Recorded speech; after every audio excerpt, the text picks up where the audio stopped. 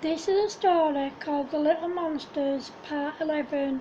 The kids who refuse to follow rules both at home and at school. It's their school day and the kids have decided that they don't want to wear their school uniforms anymore. Despite being told by their parents to put it on, they flatly refused. When they got to school, Mrs. Applejack asked them why they weren't wearing their uniforms. Kiki said, "We don't want to wear school uniform anymore, miss, and we don't see why we should have to. The school rules state clearly that every child in this school has to wear school uniform," said Mrs. Applejack. "Well, we're not wearing it, miss," said Stumpy. "In that case, you will all stay inside at playtime and lunchtime, and you will all write, 'I must follow the school rules at all times 100 times each,'" said Mrs. Applejack. The kids did as they were told and stayed in at playtime and wrote their lines. At lunchtime, the kids ate their lunch, and then whilst Mrs. Applejack was eating her lunch, they left the school premises and went to play on the swing. When they went back to school, Mrs. Applejack told them that they had to stay behind after school to see her. After school, Mrs. Applejack gave the kids extra homework and told them to hand it in on Wednesday. The kids didn't do the homework or any other homework they had either. The next day they refused to go to school wearing their uniforms again. In fact, they refused to wear their uniforms for a whole week. Mrs. Applejack gave each of them a letter to take home to their parents, informing them that they were required to come to the school to discuss their child's behaviour. Of course, the parents never got the letter because the kids ripped them up and threw them away. On the day the parents were supposed to go to the school to see Mrs. Applejack, they didn't show up and she couldn't understand why. The following day she asked the kids if they gave their parents the letters and they all said yeah. She decided to phone their parents to find out why they didn't show up. Of course they told her that they hadn't received a letter and they knew nothing about the meeting. Mrs. Applejack asked them if they could come in that day after school finished and they all agreed. She told them that the kids had to wear their school uniforms. She also told them that the kids hadn't handed in any homework all week and they kept leaving the school at playtime and lunchtime, even though they knew that they weren't supposed to. As soon as they all left, they knew where their kids would be. They went to the swing, but the kids weren't there, so they went to the skate park, and as luck would have it, all the kids were there. They grabbed their kids by their ears and dragged them home. When they got there, they asked them why they hadn't give them the letter from Mrs. Applejack.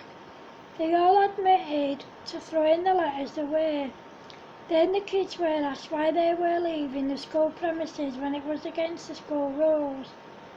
All of the kids turned round and said, "I'm not following no stupid rules at school or at home. I hate rules."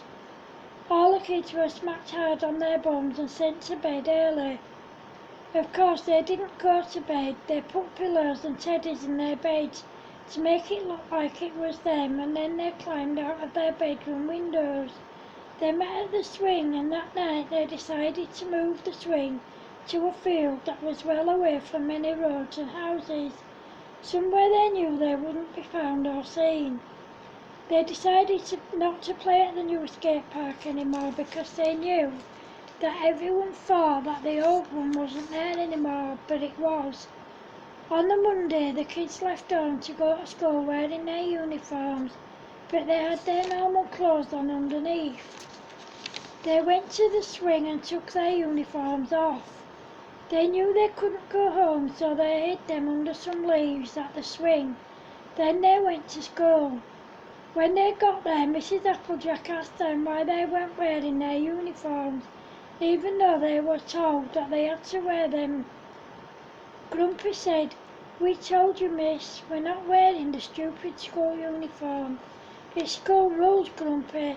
You have to wear it. You don't have a choice," said Mrs. Applejack.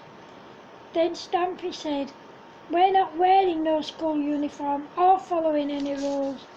You'll do as you're told. I want to see all 6 of you wearing your uniforms tomorrow.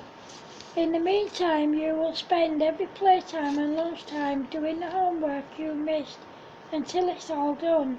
Now go and sit down, please, said Mrs. Applejack. The following day, the kids turned up at school wearing normal clothes again. Mrs. Applejack said, "Why aren't you kids wearing your uniforms again? I thought I told you kids to come to school wearing your full uniforms." Creeper said, "You did, miss, but we told you we're not wearing no stupid uniforms or following any stupid rules. If you kids come to school tomorrow wearing your uniforms, I'll say no more about it. But if you don't, there'll be consequences," said Mrs. Applejack. The next day the kids left home wearing their uniforms, but they took them off at the swing again. When they got to school, Mrs. Applejack said to them, "Obviously you kids didn't listen to a word I said yesterday. I'm taking you kids to see the headmistress," said Mrs. Tinker. To see the headmistress, Mrs. Tinker.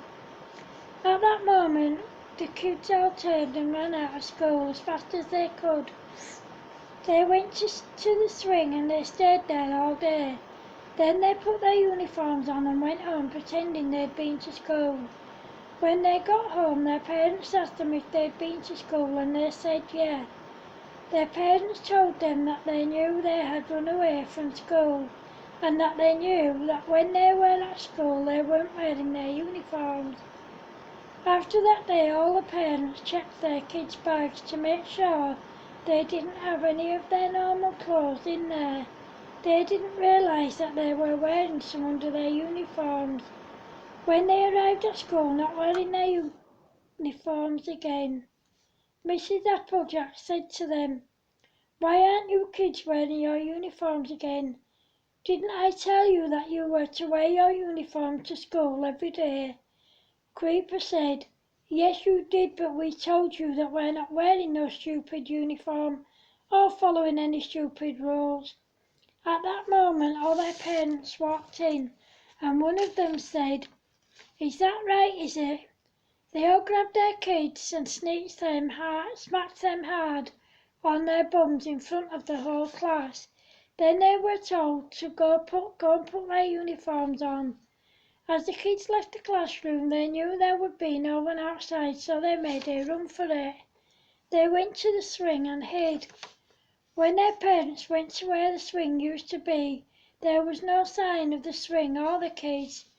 When they went to the new skate park, the kids weren't there either. When the kids arrived home about 7 p.m, they were smacked hard on their bums again by their dads and then sent to bed. The next day, all the parents made sure that the kids all went to school wearing their uniforms. They took them to school, but as soon as they left and went home, the kids took off their uniforms and went to their class. This time, though, the headmistress, Mrs. Tinker, was waiting for them. She took them to her office where all their parents were waiting for them. With their parents' permission, the kids were all caned hard on their bums. Then their parents told them they were grounded until further notice. However, the kids still hadn't learnt their lesson because they still left home wearing their normal clothes under their uniforms, and they still turned up at school wearing their normal clothes. What they didn't realise is that their parents had realised that they were wearing their normal clothes under their uniforms. They removed all their normal clothes from their bedrooms and only left clean uniforms in there for them. After that, the kids had no choice but to wear their uniforms every day. They also had no choice but to go to school and stay there because their parents took them and waited until they went inside. They couldn't leave at break times either because Mrs. Tinker started locking the gates and they were too high for the kids to climb over. End of part 11. Thank you. Hope you like it. Bye.